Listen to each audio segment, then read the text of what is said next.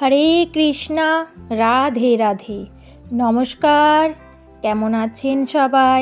শান্তির পরিবার নতুন একটি ব্লগে আপনাদের সবাইকে অনেক অনেক স্বাগত।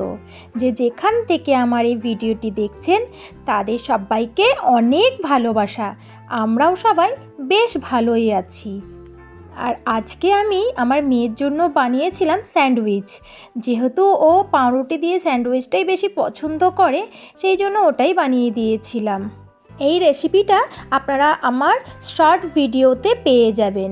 এখন না খুব সুন্দর ঠান্ডাটা পড়েছে, বেশ ভালো লাগছে। আর আমাদের এদিকে ওয়েদারটা একটু মেঘলা মেঘলা করেছে।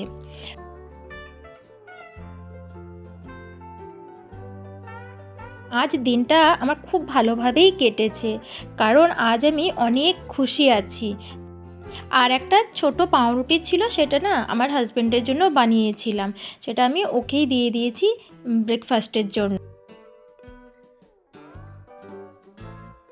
আমি যখন স্কুলের টিফিনটা বানাই তখন না চেষ্টা করি যাতে পেঁয়াজটা আমায় না বেশি দিতে হয়। আমি পেঁয়াজটা দিই না বলতে গেলে। আর এটা একটুখানি বাটার দিয়ে তারপরে ভালো করে এপিট ওপিট সুন্দর করে বেশ একটু কড়া করে ফ্রাই করতে হবে। দিলে জিনিসটা বেশ ক্রাঞ্চি ভাবটা আসবে। আমি সেটাই করেছিলাম, তবে স্কুলে তো অনেকক্ষণ পর খায়, সেই জন্য ওটা একটু নরম হয়ে গেছিলো। আমার আবার এইরকমভাবে ভালো লাগে না খেতে।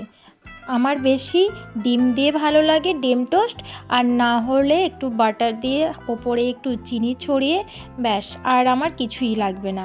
ওটাই যেন মনে হয় অনেক।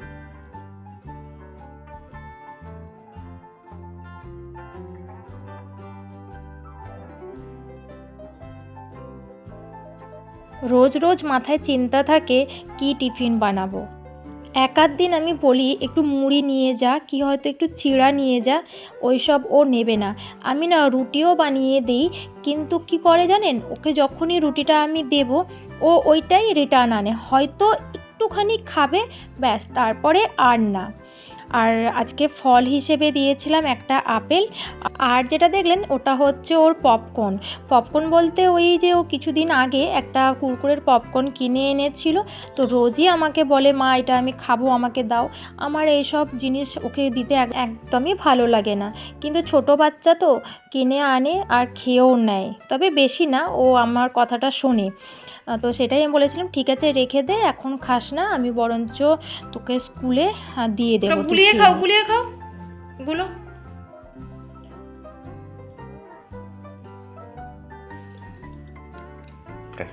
তখন দাঁতটা দেখাও, কেমন ইঁদুর দাঁত দেখাচ্ছিলে, একটু ঢিলা করে নাও। কিন্তু এটা করলে তো খুলে গেল। খুলে দিলে কেন? ধরো। এবার পাপা ভিডিও ক্যাপচার করছে। কি হয়েছে? পাপা তো ভিডিও ক্যাপচার করছে।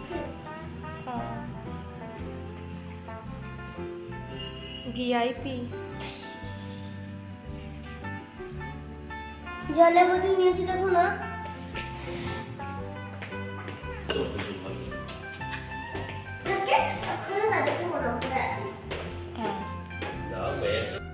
আর ওর পাপা যাচ্ছে স্কুল গাড়িতে, ওকে ছেড়ে দেবে ওখানে।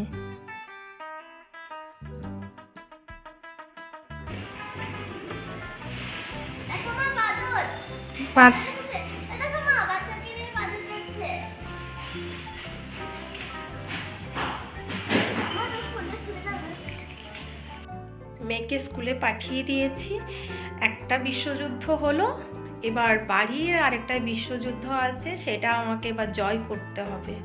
তো চলুন কাজে লেগে পড়ি, অনেক কাজ আছে। আর আমার নিজেরও কিছু করা হয়নি, শুধু ব্রাশটুকু করেছি। এরপর একটু চা খেতে ইচ্ছে করছে, ভাবছি আগে চা খাবো না আগে স্নান করব, পুজো করব, তারপর আবার কাপড়ও কাচার আছে, দেখি কি করি। গুড মর্নিং সবাইকে। আমি না এখন পুজো করতে যাব, তো সব রেডি হয়ে গেছি। তার আগে আমার মনে পড়লো আপনাদের সাথে একটা জিনিস শেয়ার করা হয়নি। আজ বাড়িতে আমার স্পেশাল কেউ আসবে, তো আমি খুব খুশি সেই জন্য, কারণ সেই মানুষটাই আসবে আমার বাড়িতে, যাকে আমি অনেক ভালোবাসি। এখনই আমি বলবো না কে আসছে, তার জন্য আপনারা সাথে থাকুন, দেখতে থাকুন কে আসলো আমার বাড়িতে। আর এদিকে না, কাল যেহেতু বাড়িতে কিছু লোকজন আসবেন, আর এই ফ্রিজটাও অনেক নোংরা হয়ে আছে, তো আমি ভাবলাম আগে সমস্ত সবজিগুলো বার করে আর ফ্রিজটা ঠিকঠাক করে গুছিয়ে নিই, তারপরে বরঞ্চ রাখবো। আর ওর পাপাও অনেক সবজি আজকে এনেছে।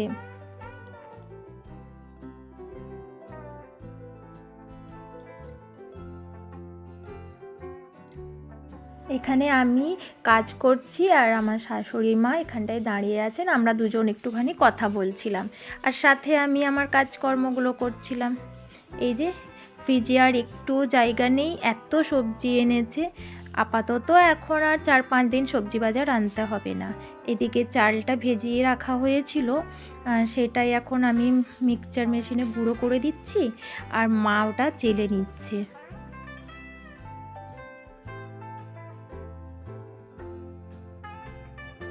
কাল যেহেতু পৌরাষ্টমী আছে, আমাদের বাড়িতে একটু পিঠে বানানো হবে, তো সেই জন্যই কিছু করে রাখছি।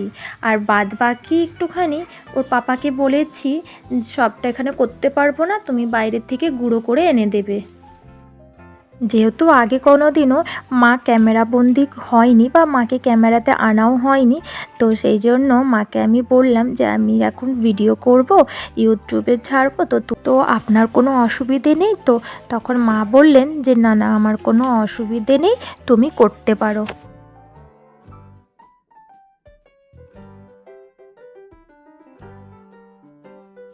আর এসব করার পর না আমার একটু খিদেও পেয়ে গেছিলো, তো আমি ভাবলাম এখন একটু ডিম পোচ করে খাই, পরে আবার ভাত খাবো।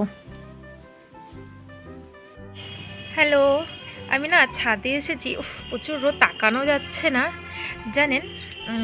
আমাদের বাড়িতে যে আসবে আর কি বললাম সকালেই, তো এখন দুপুর হয়ে গেছে, এখনও পর্যন্ত এসে উঠতে পারেনি, বাট আসবে। কিন্তু আমার মেয়ে জানে না এখনও পর্যন্ত যে আসবে। আজ ভেবেছি মেয়েকে সারপ্রাইজ দেব, দেখা যাক কীরকম হয়। কারণ ওকে যদি বলে দিই ও অতিষ্ঠ করে দেবে। যদি বলতাম যে আসবে, এক তো স্কুল যেত না, তারপরে এই যে স্কুল থেকে এখন আনতে যাওয়া হবে, স্কুল থেকে এসে সারাক্ষণ মানে পাগলের মতো করে যাবে, কখন আসবে কখন আসবে, না মাঠ যেতে চাইবে, না পড়তে বসবে ঠিকঠাক, না টিউশন যেতে চাইবে, কিছুই করবে না। সেই জন্য আমি বলিনি, সব দিন তো বলি, একবার বলবো না, দেখা যায় ও কেমন এক্সাইটেড হয়ে পড়ে। তুমি খুলে খেতে পারো না, পড়ে যাবে। এদিকে সরে আসো, সরে আসো, পড়ে যাবে, আসো এদিকে আসো। আমার হাত কামড়াবে না। রূপা এদিকে আসো, পড়ে যাবে। দেখে নাও, হাতের দেখে নাও, এই দুটো হাত দেখে নাও। এদিকে মেয়েকে নিয়ে এসেছি ওপরে, ওকে না এখন একটু পড়তে বসাবো। ওর বিকেলে টিউশন আছে, তো পড়াটা হয়নি ওর, সেই জন্য আমি বললাম যে আজ আর মাঠ যেতে হবে না, তুই বাড়িতে বসে একটু পড়াটা কমপ্লিট করে নে। সকালবেলা স্কুলে যায়, সেই দুপুরবেলা আসে, আবার রাত্রেবেলা টিউশন যায়, আস্তে আস্তে 8টা হয়ে যায়। বেচারা একদম পড়াশুনো করারও টাইম হচ্ছে না, সেই জন্যই মাঠটা এখন বন্ধ রেখেছি ওখানে পড়াশুনো করে নেওয়ার জন্য। ले गया शिकार खेलते खेलते वह रास्ता भटक गया। वो भटकता भटकता एक गुफा के पास पहुंचा। वहां आम का एक पेड़ था, उस पर तोता बैठा थे। राजा को देखते ही वो जोर जोर से चिल्लाने लगा, डाक लूटो मारो काटो पीटो, लूटो मारो काटो पीटो। राजा वहां नहीं रुका, तोता थोड़ी दूर तक राजा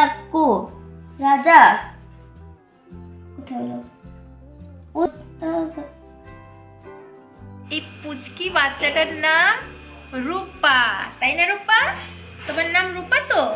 কি খাচ্ছ ওটা দেখিয়ে দাও। তুমি কি খাচ্ছ দেখিয়ে দাও তো, তুমি কি খাচ্ছ দেখিয়ে দাও। এই দেখুন, বলো বলো, আমি চকলেট খাচ্ছি, বলো বলো। কাচ্চি। আমার মা চলে এসেছে, তো পেটু জানে না এখনো মা এসেছে বলে। চলুন ওকে সারপ্রাইজ দেব, ও খুব খুশি হবে। দাঁড়া, বেটু বেটু বলছি যে আসো তো একবার ছাদে যাবো। একবার আসো সোনা মা প্লিজ। তারপর সে গাছটা একটা লাগিয়েছি সেটাই দেখাবো, আসো না। না লিখতে লিখতে না, আসো।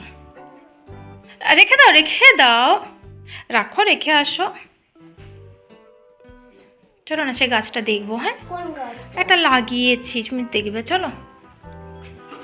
চাবি খোলা আছে,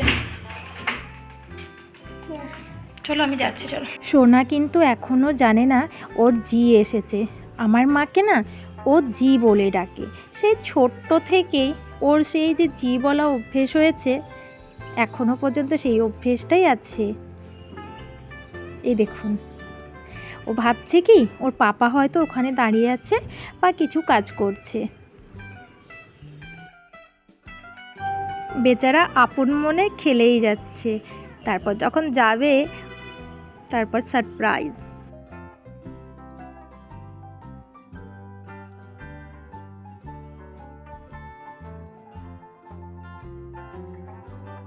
ও না নিজে প্রথমে বিশ্বাস করতেই পারছিল না যে জি এসেছে, ওটাই ও অবাক।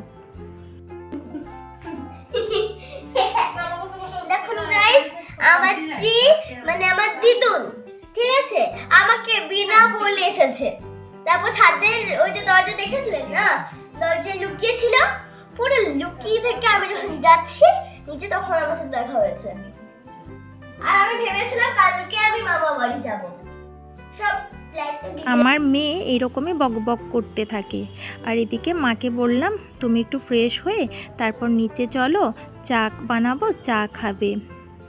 আর আমার মেয়েকে দেখেছেন, শুধুই দুষ্টুমি। আর আমার শাশুড়ি মাকে বললাম মা আপনিও চা খান, তো মা বললো আমি তো একবার খেয়েছি আর খাবো না, তোমার মাকেই করে দাও। তো সেই জন্য মাকে করে দিলাম।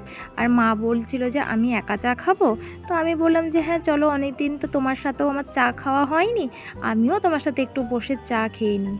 আর এদিকে আমার মেয়ে তার জিকে জড়িয়ে ধরে শুধু আদর করেই যাচ্ছে। আর এদিকে ভাবলাম চাটা খাওয়ার আগে মিষ্টিগুলো যেগুলো মা এনেছে ওগুলো বরঞ্চ একটু ঢেলেই রাখি।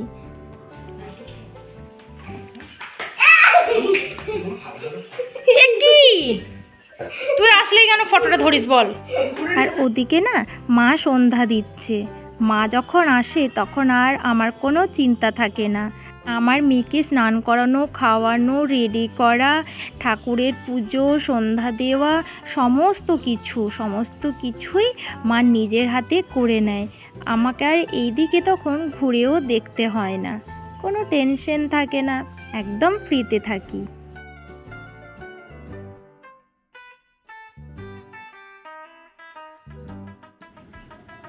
আর এদিকে আমি ডাল বাটলাম, যেহেতু কাল পিঠে হবে, চাল তো হয়েই গেছে, সেই জন্য ডালটা বেটে রাখলাম। আর রাতের জন্য দেশি মুরগির পাতলা ঝোল, রুটি, আর আমার মেয়ে একটু ভাত খাবে, তো সেই জন্য ওর জন্য ভাত রাখা আছে।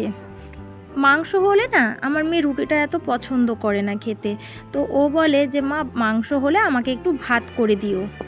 আজকের মতো ভিডিওটি এখানেই শেষ করছি। দেখা হবে আগামীকাল আবার একটি নতুন ব্লগ নিয়ে। ততক্ষণে সবাই ভালো থাকবেন, সুস্থ থাকবেন, আর এভাবেই আমার পাশে থাকবেন। বাই।